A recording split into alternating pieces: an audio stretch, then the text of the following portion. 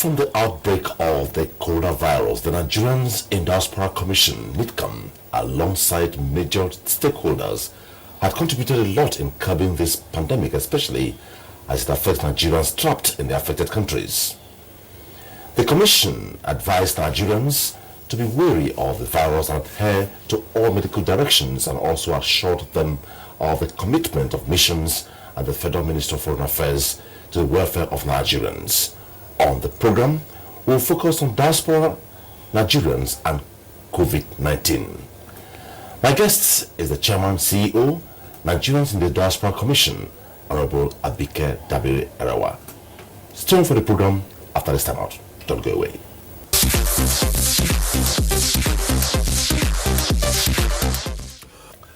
Chairman, glad to have you on Development Ties. Thank you, and nice to be with you again. Okay, good afternoon. Not going really too far, let me just say, diaspora Nigerians and the spread of COVID-19. Let's start from there. Well, I want to say that, because Nigerians are all over the world, this has affected the whole world, so it's affected Nigerians all over the world, and it's been a tough time for the world, generally speaking, and like I said in my messages with them and, conversing with them, this is actually a time to spread the message of love, a message of togetherness.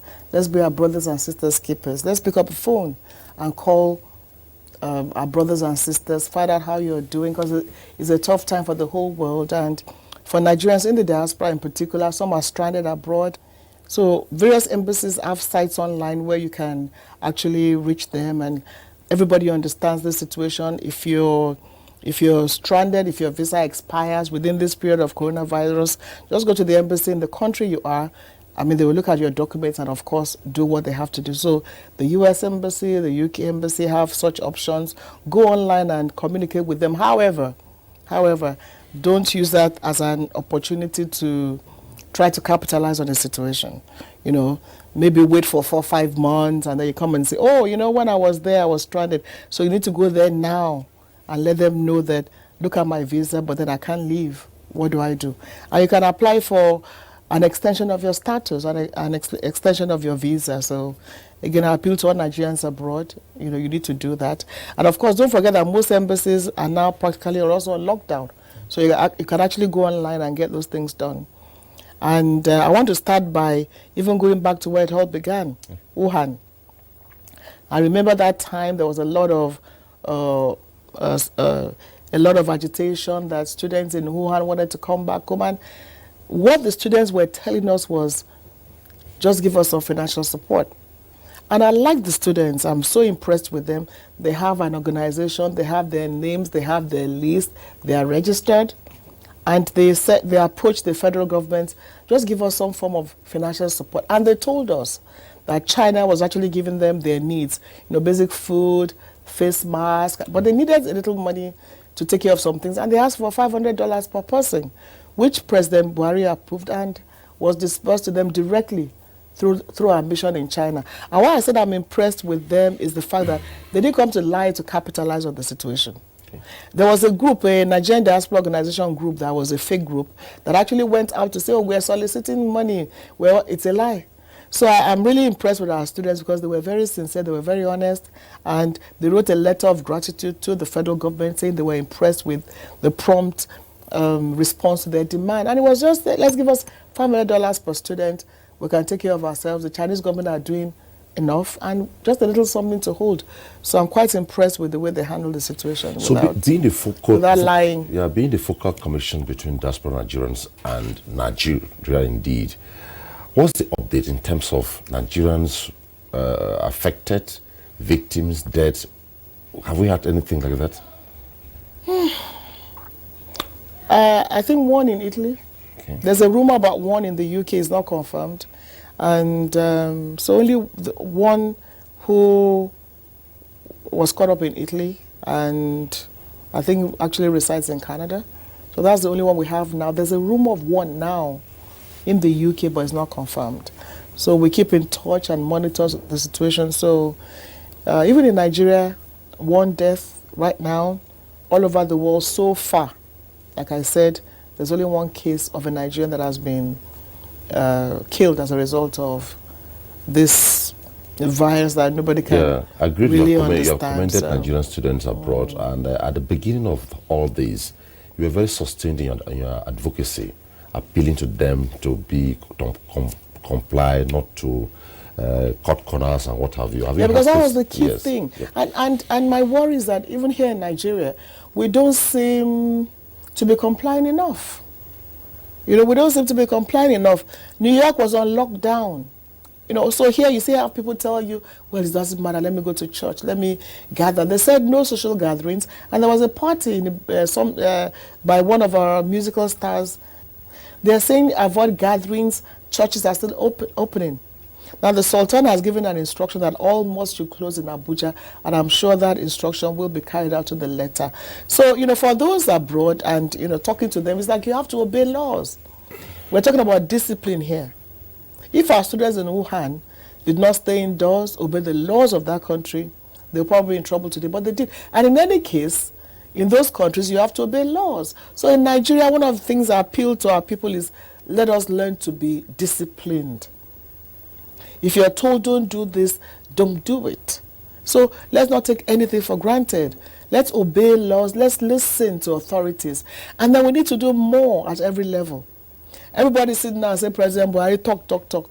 Is it President Buhari that will go to the local level and embark on an awareness campaign?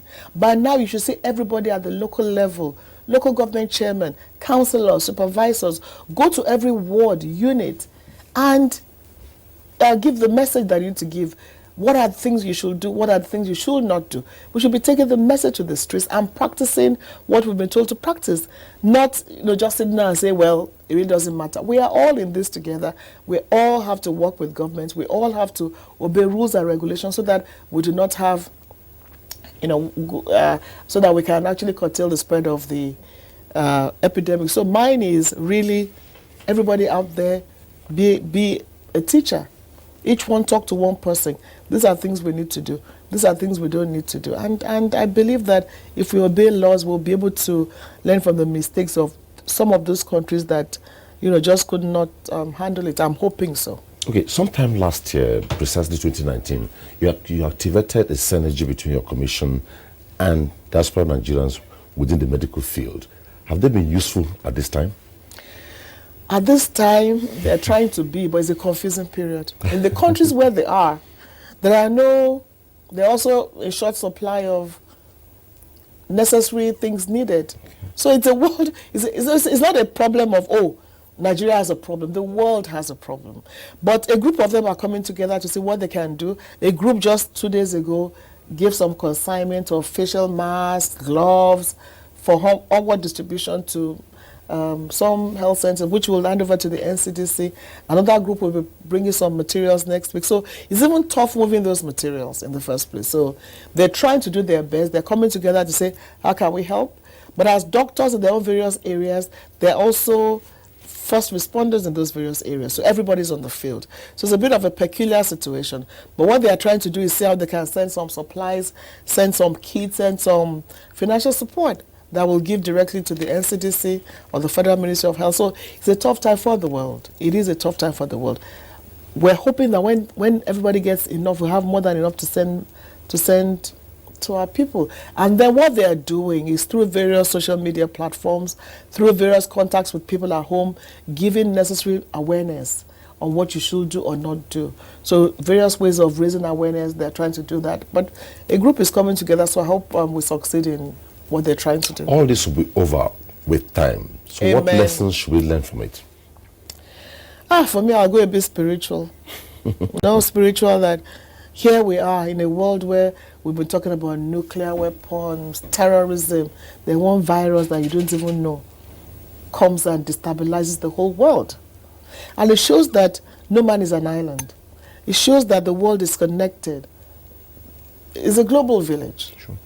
So you now have this virus that we can't see, that has now destabilized the strongest, in quotes, countries. When you talk of the superpowers, you're talking of US, China. Look at what it has turned everybody to. So, like I said, I go spiritual and say that the God is almighty. He's an almighty, awesome God. And we should remember that even at the whole world is like we're all going, forgetting that there's a supreme being. And we should God is awesome. That's all I can say. And the secondly is the fact that cleanliness should be a way of life. For us in this part of the world, you talk about these things, wash your hands, pick up after you, but we don't do it. I was coming from somewhere and I was appalled at the dirt in a whole public institution. So cleanliness should become a way of life. It should become a way of life. Washing your hands, even social distancing. It should become a way of life. Maybe not as, we still want to hug and kiss, but we should also be careful because anything can happen.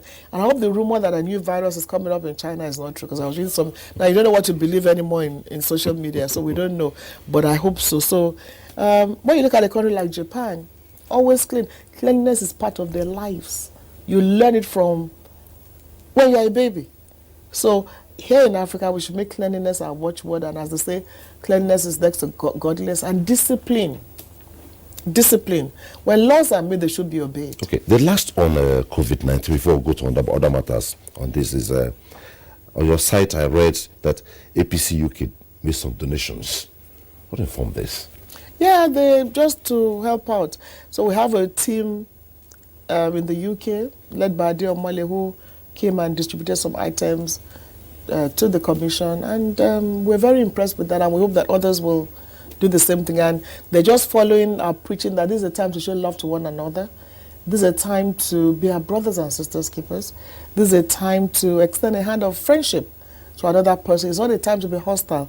It's a time to say, what can I give? What can I do? So no matter how small, let's give something. Let's pick up a call. Let's find out about the next person. How are you coping? How are you faring? How can I help? It's a trying time for the world, and it's a time to show love and all that. And I was glad when I heard Lionel Richie talking about bringing that song again, We Are the World, which was sung about 35 years ago, at a time the world needed to show love. So we are the world. We need each other, and we should love one another. So I hope that that song again reverberates in all of us and shows that, like I said, it's a global village. We're all created. Black, white, blue, black is affected everybody. Young, old is affected everybody.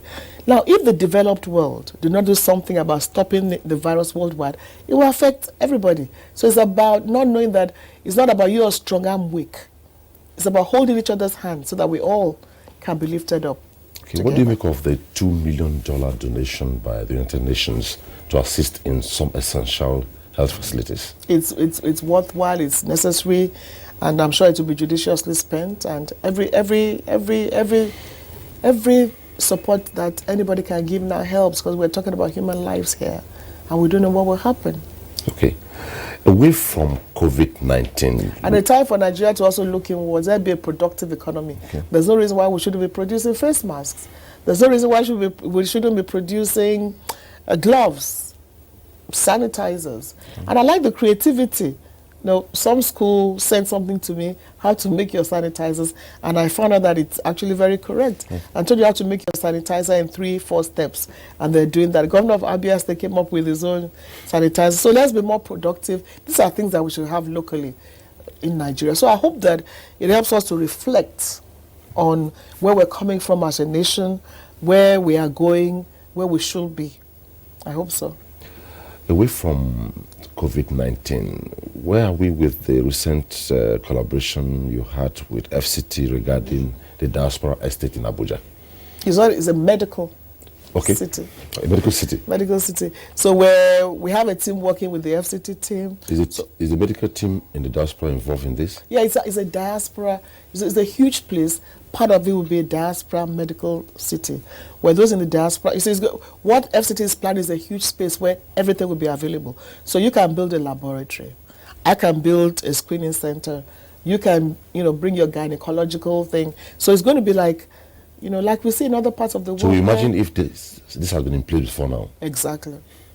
But then, like I said, every day is a learning experience. So we're hoping that works. And because, you see, in the Diaspora, some people tell me that you are concentrating more on the medical profession. Not really, but it's the fact that we have too many outstanding Nigerian medical practitioners, doctors, nurses, pharmacists, technicians, laboratory people, and all that are doing great all over the world. So imagine harnessing all those Nigerians to do something back home, it would be huge. We had a program called the Diaspora Professional Healthcare Initiative, but the current minister put it on hold because he wants to, I guess, add one or two things to it and do it in his own way, add a few things. It doesn't matter how it's done, but I hope it will be done, because it's about reaching out to our people, creating a platform for every medical practitioner in the diaspora, no matter what part of medicine, part of the medical world you are, and over the world, in giving back to your society. So it's something that we're still working on, and we're working with the Ministry of Health to ensure that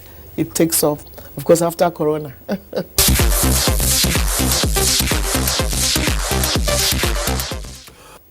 Your advocacy on migration has been very, very novel.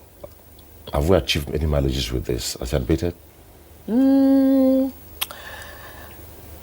What we want to focus on now is managed migration. You see, you realize that, like I said, you can see what is going on. The world is a global village. So why do you want to? You have people looking for these jobs, and those jobs are available. So why can't we do it properly? So Hungary needs a specialist in something that you have. So you can properly apply through a system that makes it possible to say, okay, Philippines is doing it, and they're making about $6 billion per annum from managed migration. So this labor is needed. How can we make it possible? So we're working with the World Bank on it. The Ministry of Labor has a team on it. So our contribution will be, why don't we make it easier, better, and legal? Because the idea is, why do you want to cross the sea and die because you're looking for work? So, and I think if the world takes it seriously, it is achievable. Sometime you also talked about you have been so visible and sustained in the area of diaspora voting. You held a conference, and about a fortnight ago it came up again. Where are we with that? No, I did have a conference. What we did was, Mr. Adiomale, who is one of our strong voices in the diaspora, actually put it together, raised resources for it, got all of us together. I mean, of course, with NIDCOM as a partner, and with NIDCOM providing a platform, got everybody together, the Parliament, INEC, the Commission, Nigerians in the diaspora, to brainstorm on diaspora voting. So I give him the credit for putting that together. Of course, we supported in every way we could. So right now in Parliament, there's a bill seeking to amend the Constitution to make diaspora voting possible. However, it's going to be a lot of work. So I've been appealing to all Nigerians abroad to ensure that they all put their money where their mouth is, to all ensure that we work together and lobby and explain on why we need to have a diaspora voting. You see, you hear arguments like, oh, are we ready? When will we be ready? So if you wait for and looking for excuses, we'll never do it. And at the stakeholders workshop, it was obvious that every country in the world that has a diaspora voting have their own unique, creative ways of voting abroad. So we will do ours too. For instance, somebody came and said, okay, somebody who is born abroad, never been to Nigeria, now comes and says he wants to vote. Vote for who? Do you even know the people? So you can say, okay, for you to vote, you must have been to the country a certain number of times. You must have knowledge of your country. So there are many creative ways of doing this. Like there are some countries where you can't even vote if you have not been in that country in the last 3 years for a certain number of time, if you have not even made some contributions. And we defined a Nigerian in the diaspora. A Nigerian in the diaspora officially, legally, is defined as somebody living abroad for at least a period of 1 year, has a contact, has an address, has a job, and is paying tax in that country. So a legal resident in that country. That is the definition of a Nigerian in the diaspora. Now, I had a session sometime with the Jamaican High Commissioner to Nigeria, and I asked him, what's your collaboration with Nigerian Diaspora Commission? And he said he's working towards that. Do we have MOUs or some collaboration with embassies and high commissions? We are taking it in line with what you talked about, organized engagements in terms of migration. We're taking it bit by bit. We've started with agencies that are already involved, the International Organization for Migration, EU, the World Bank, and then agencies here like FHA. Okay. For instance, we're talking about a mortgage for Nigerians abroad. You send maybe $1,000, You can send $800, keep $200 in a mortgage, so that at the end of a certain number of years, you've bought a property for your family rather than just sending money you don't know where it went to, for instance. So that is there. For instance, NYSC. I was about coming to that. NYSC. How do you intend to structure that? No, the laws cannot change. Diaspora except NYSC desk. No, there's no. The idea of that is to handle the complaints when they come. You can't change. Some of them say, "Oh, maybe we can come do 3 months," but you can't change the law. Except the law changes, you have to do your youth corps. But what about those who served in the 90s, in the 80s? I mean, who schooled in the 90s and the 80s? They are saying, "Can we have a waiver? Because we want to contribute ABCD." So we can be creative about these things. And so we have, yes, an NYSC desk, EFCC. For Nigerians in the diaspora who have issues with fraud, okay, like this issue of housing, you give somebody money, you never find it. We have a desk at the EFCC. And we hope to have a desk at the airport where we'll provide some sort of little services for you if you're coming in for business. You want to do a business, you want to see, what you can do, you want to invest in your country, we'll provide those services. Because I asked that question linked with what you just said about organized migration. If managed migration. Managed migration, I beg your pardon. If there's this interface between high commissions and embassies in Nigeria, it will go along with the facility and make it seamless. Absolutely. It will be the Ministry of Labor will actually be the one driving it. So it's in the making. And then you see, you cannot, like some countries are already working on that, on how to make it possible between their country and your country to manage labor. So it's something that is not going to be like a one blanket thing for everybody. It will vary country to country.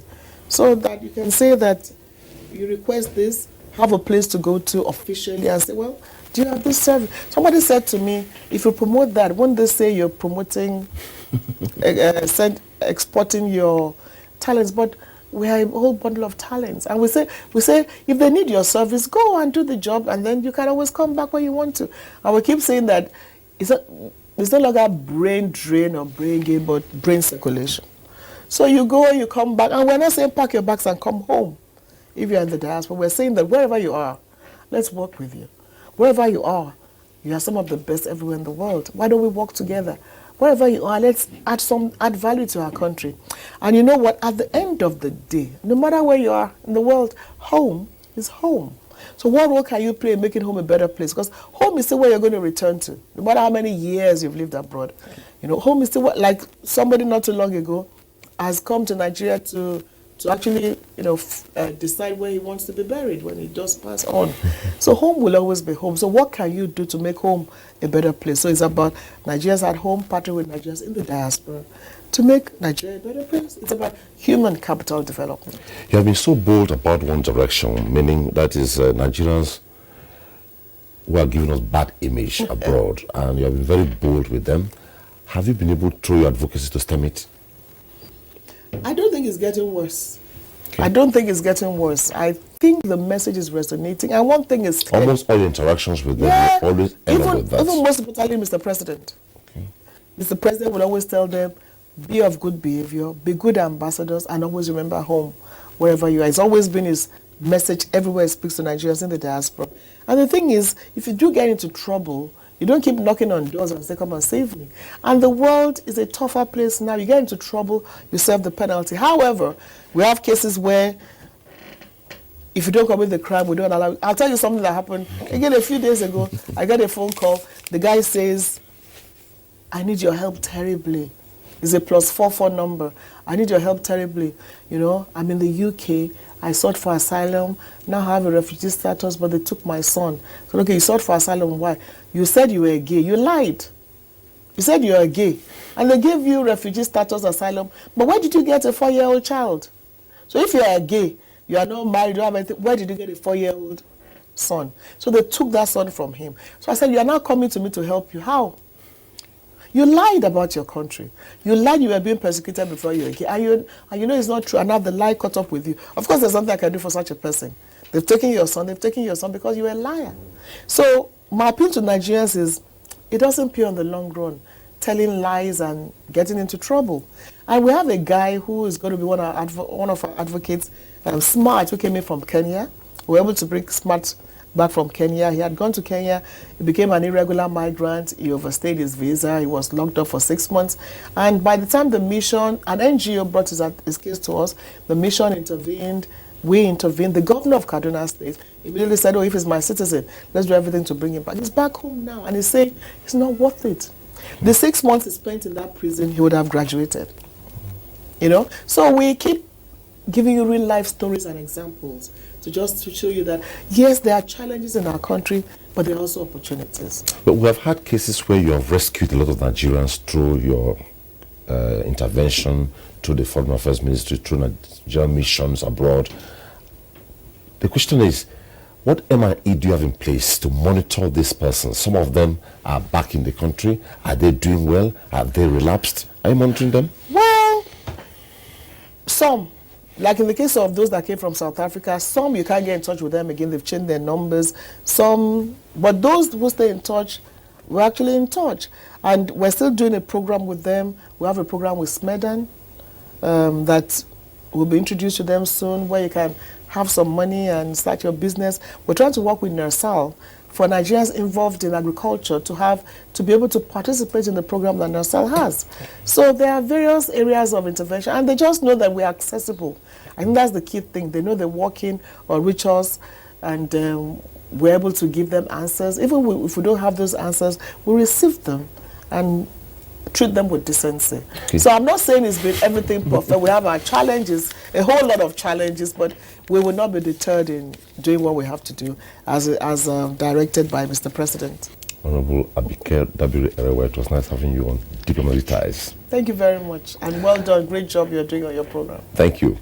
Well, a trailblazer for her, but we believe with this, the silence has been broken between this program and the Nigerian Diaspora Commission. She will become a regular feature in the program to update us on what the Commission is doing for Nigerians outside the shores of this country. That's it on the program. Thanks for watching. Bye-bye. COVID-19 transmission